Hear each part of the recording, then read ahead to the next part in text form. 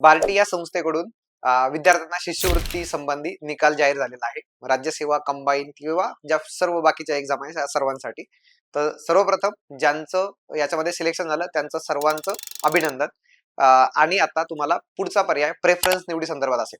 तर संकल्प एज्युकेशनच्या माध्यमातून आम्ही मागच्या वर्षी बार्टीची बॅच रन केली आणि खूप छान पद्धतीने मुलांचा रिस्पॉन्स होता आणि खूप चांगल्या पद्धतीने मुलांचे रिझल्ट सुद्धा इम्प्रूव्ह झालेले आहेत किंवा मार्क्स आलेले आहेत, मार्क्स सुद्धा इम्प्रूव्ह झाले आणि अनेक रिझल्ट येण्यात आहेत.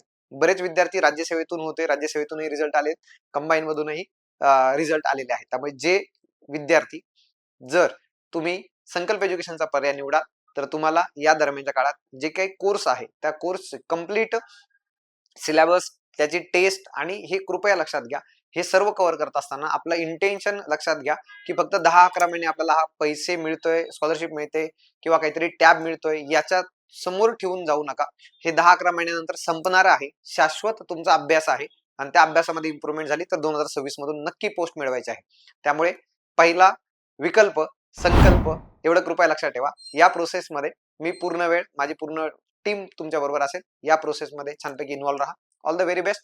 Thank you very much.